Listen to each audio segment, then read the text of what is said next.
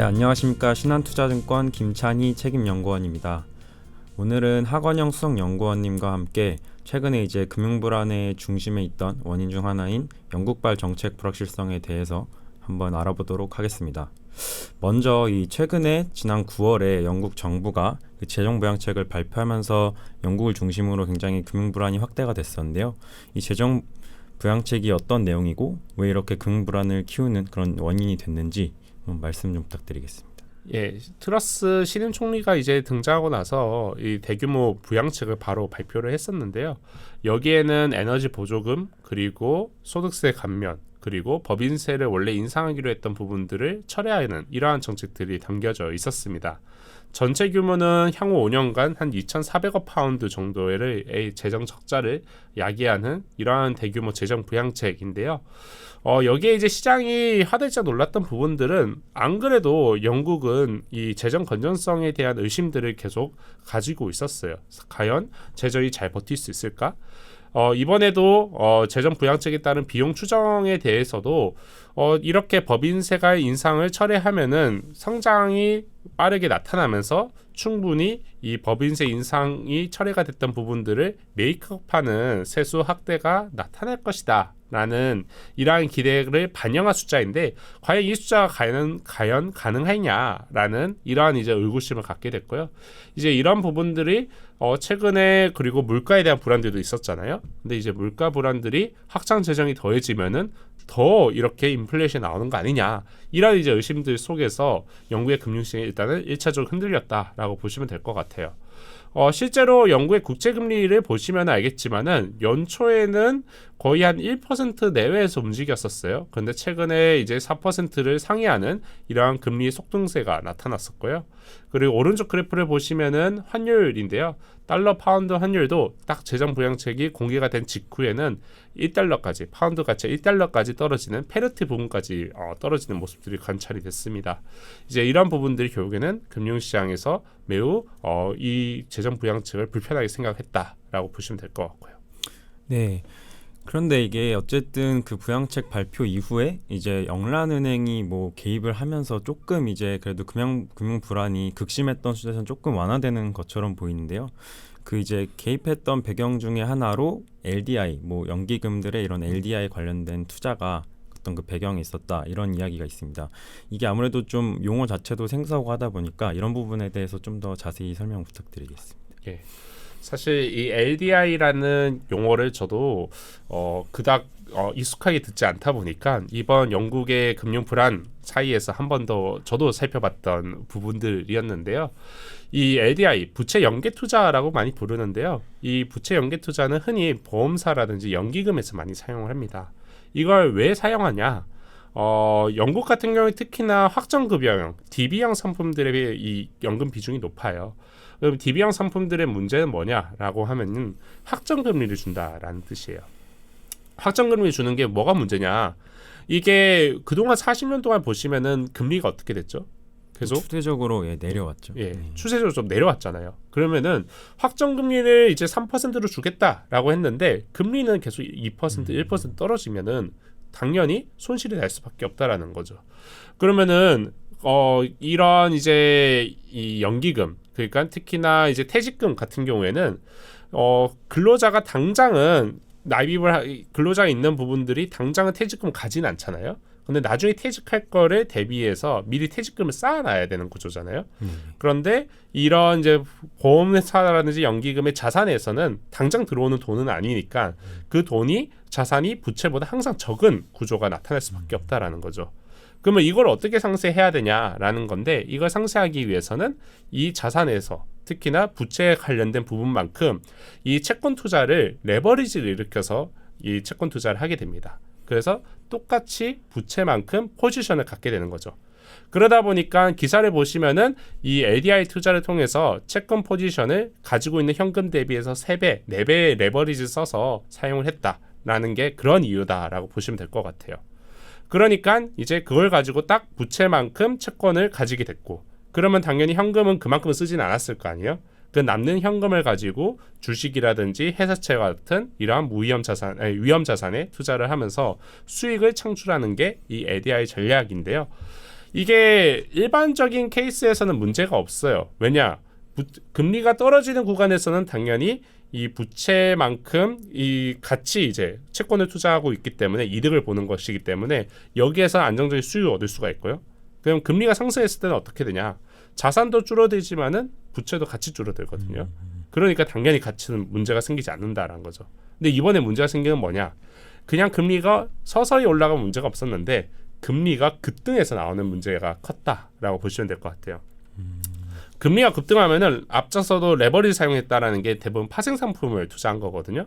그러니까 파생 상품을 투자한 거기 때문에 보통은 이게 마진콜, 그러니까 증거금이 이제는 납입을 추가적으로 해야지만 이게 청산이 되지 않는다라는 거죠.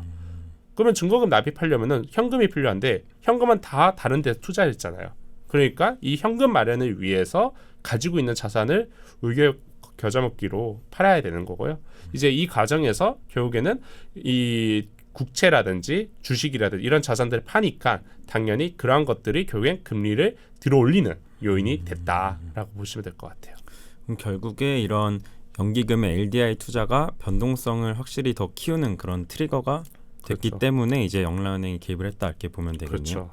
그럼 구체적으로 이제 영란은행이 어떤 식의 개입 조치를 취했고 그리고 또 최근에 이제 금융 불안이 심해지다 보니까 이제 영국 정부도 조금 이런 그 발표했던 부양책에 대해서 조금 이제 되돌리려는 듯한 그런 모습이 보이는데 혹시 이런 부분은 어떤 움직임이 좀 보이고 있나요? 예, 우선은 영란은행이 크게 이제 두 차례 거쳐서 이 개입을 했습니다. 첫 번째는 이 무제한 구체 매입을 한시적으로 하겠다. 이걸 가지고 이러면 양적 완화가 된 거 아니냐라는 이제 기대가 좀 시장에서 불러일었는데요. 이게 양적 완화는 확실하게 좀 다릅니다. 가지고 있는 연기금이 물건을 팔아야 되는데 아무도 국채를 사고 싶어 하지 않은 거예요. 그러니까 이 과정에서는 국채 금리가 급등할 수가 있잖아요. 구체 가격이 폭락할 수가 있잖아요. 이제 그 부분만큼 영라은행이 매수 주체로 나오겠다라는 정도의 개입이라고 보시면 될 것 같아요. 그래서 딱 시행 기간도 9월 28일부터 10월 14일까지 한정이 되어 있는 게 바로 그런 이유이고요.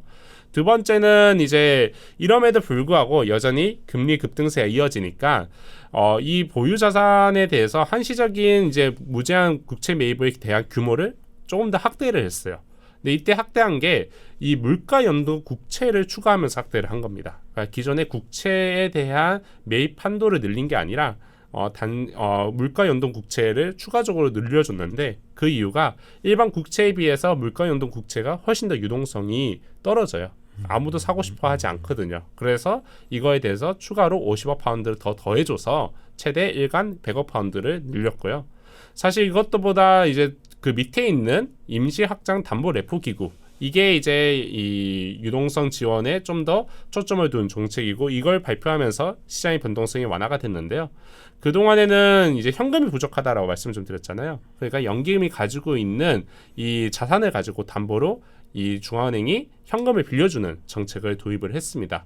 그동안에는 국채만 빌려줬었는데 국채를 담보로만 했었는데 이번에는 회사채와 같은 기타 위험 자산에 대해서도 담보물을 확대하니까 당연히 현금을 지원을 좀 더 강화를 할 수가 있다라는 거죠. 이제 그러면서 더 이상 연기금이 현금이 부족해서 가지고 있는 국채를 팔 이유는 없어졌다. 그러면서 국채 금리가 좀 상승세가 좀 진정이 됐었고요. 여기에 이제 제일 큰 거는 두 번째 말씀드렸던 이 재정 부양책에 대해서 유턴이 좀 나타났어요. 실제로 이 재무장관도 경질을 했고 그리고 신임 헌트 재무장관이 들어오면서 기존에 총리가 발표했던 감세안이 거의 한 20% 수준으로 감세안을 대폭 축소를 했습니다. 이제 그러다 보니까 재정 건설성이 그러면은 그렇게 나쁘지 않을 수가 있겠구나라고 하면서 시장이 좀 안정을 되찾고 있다라고 보시면 될 것 같고요. 그러면은 이제 그 말씀해주신 그런 이제 영란은행이랑 정부의 이런 되돌림의 조치들이 어쨌든 영향력을 발휘해서 이제는 이제 뭐 더 이상 영국발 이런 불확실성은 없는 건지 아니면 그래도 아직 조금 불안한 요인들이 남아 있는 건지 어떻게 판단을 하면 좋을까요? 앞서서 제가 이 차트 처음에 보여드렸을 때 이 금리가 급등했던 거랑 그리고 파운드화가 절하가 됐던 부분들, 파운드화 가치가 하락했던 부분들을 보시면은 이미 연초부터 급등을 했었고 파운드화 가치는 연초부터 떨어졌었거든요. 이미 영국의 금융시장에서는 뭔가 문제가 있었다라는 거죠. 근데 이 문제가 뭐였냐? 크게 이제 세 가지가 있을 것 같은데요. 하나는 브렉시트 충격입니다. 브렉시트가 2016년도에 처음에 국민투표가 통과가 됐으니까 당연히 이게 효과가 이미 반영이 된 거 아니냐라는 생각을 하시는데, 실제로 이 경제에 지속적인 영향을 미쳤던 시점은 2021년부터입니다. 그 이유가 2020년 말로 EU와의 관세 동맹, 기존에 맺었던 이 브렉시트 이전의 관세 동맹이 소멸이 됐기 때문이에요. 그러니까 2021년부터 실제적으로 브렉시트 충격이 발현이 됐었는데, 그때부터 영국의 수출이 빠르게 둔화가 되기 시작을 했습니다. 이제 두 번째는 에너지 위기인데요. 영국도 마찬가지로 에너지 순수익 국가예요. 그러다 보니까 지금 왼쪽에 차트를 보시면은 에너지 무역 수지 해석 막대인데요. 이 해석 막대가 금년도, 작년도 하반기부터 빠르게 이제 늘어나는 모습이 확인되고 있어요. 이제 그러다 보니까 에너지 수익 급증으로 인해서 무역 적자, 그러니까 대외로 달러가 계속 나가는 이러한 모습들이 관찰되고 있고요. 또한 오른쪽 그래프를 보시면 물가인데요. 영국의 물가는 전년 대비 10%대입니다. 한국이 이제 6%에서 왔다 갔다 하고 있는데 영국은 10%대. 그러니까 에너지 순수익 국가의 취약한 물가의 흐름들도 확인해 볼 수가 있다라는 거죠.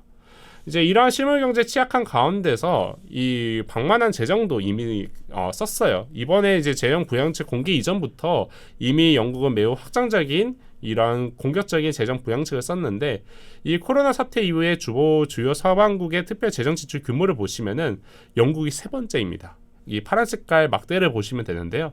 이 파란 색깔 막대가 직접적인 이 재정에 충격을 주는 규모인데, 이게 GDP 대비 8%, 그래서 세 번째로 높다. 그렇기 때문에 이미 이제 공격적인 재정 집행으로 재정 건전성이 악화가 되어 있는데, 이번에 영국의 감세안도 얘기가 나오다 보니까 더 의심이 커졌다라고 보시면 될 것 같아요.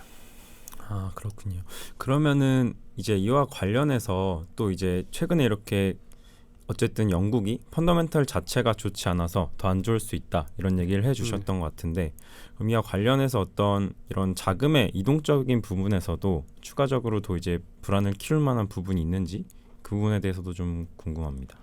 네, 우선 지금까지는 이 영국의 내부적인 문제에서 발생되는 금융 불안이었다라고 보고 있어요. LDI, 그러니까 이 연기금이 가지고 있는 이 부채, 그러니까 채권을 팔면서 나오는 금리 급등이 교회 파운드화의 가치 하락, 그리고 금융 불안으로 이어졌다라고 하면은, 향후에는 저는 이 대외 자금의 이탈이 영국을 건드릴 수 있는 가능성이 높지 않겠냐라고 보고 있는데요. 이제 그렇게 보는 이유는 이 왼쪽에 영국의 국채 시장의 이 흐름을, 분포를 보시면은 나올 수 있을 것 같아요. 현재 이제 영국의 국채를 보유하고 있는 주요 주체는 세 가지가 있는데요. 하나가 중앙은행, 이 중앙은행이 거의 한 35%를 가지고 있습니다. 그리고 그 다음이 외국인 30%를 가지고 있고요. 그 다음이 보험 및 연기금 또 30%를 가지고 있어요. 이 세 가지를 합치면은 95%. 그래서 이 세 가지의 이 주체가 대부분의 영국 국채를 가지고 있는데요. 근데 중앙은행은 이제부터 더 이상 사지 않을 거예요. 오히려 10월 말로 팔겠다라고 예고를 한 상태입니다. 그리고 보험 및 연기금, 보험 및 연기금은 이번에 LDI 투자로 손실을 많이 봤죠. 당연히 공격적으로 채권 투자를 하기가 쉽지 않은 구조다. 그러면 남는 게 외국인인데요. 그동안의 외국인들은 코로나 직후에 많이 사줬어요. 근데 문제는 뭐냐? 오른쪽 그래프인데요. 항상 외국인들이 사주는 게 아니다라는 거죠. 항상 대외적으로 금융 불안들이 확대화되면은 외국인 자금들도 이탈되는 이러한 경향들을 보이는데, 지금 보시면은 미국은 여전히 긴축을 확대를 하고 있습니다. 그러면서 강달러 압력들이 확대가 되고 있죠. 이제 이런 구간에서는 외국인 자금들의 이탈이 특히나 취약한 실물 경제 구조를 가지고 있는 국가들을 중심으로 발생이 될 수가 있다라고 보고 있고, 그중 하나가 영국이다라는 거죠. 그래서 지금은 이제 영국이 외국인들을 사주니까 국채 금리가 어느 정도 잠잠하게 움직이고 있는데, 만약 영국의 국채를 외국인이 판다라고 하면은 또다시 영국발 금융 불안들이 재개가 될 수가 있다. 그래서 저희는 아직까지 완전히 리스크가 사라지지 않았다라고 보고 있고요. 대외적인 강달러 압력, 그리고 긴축에 대한 충격들이 계속되는 한 영국의 금융시장이 가장 취약한 국가 중 하나가 될 것이다라고 보고 있습니다. 네, 그러면은 이제 간단히 정리를 해보면, 이제 최근에 이제 영국의 금융 불안을 야기했던 것은 결국에 이런 펀더멘털적으로 영국이 안 좋았던 측면이 있고, 또 여기에 그런 부분이 이제 완전히 개선이 되지 않았고, 그리고 대외적으로 이런 불안한 환경들이 또 추가적으로 외국인들의 자금 이탈을 야기할 수 있어서 이 부분을 좀 주의해야겠다, 이렇게 이해하면 될까요? 아, 예. 이렇게 잘 정리를 해주셨네요. 네, 지금까지 이제 최근에 이제 이슈가 됐던 영국발 정책 불확실성에 대해서 말씀드렸고요. 다음에 또 이제 더 알찬 내용으로 찾아오도록 하겠습니다. 감사합니다.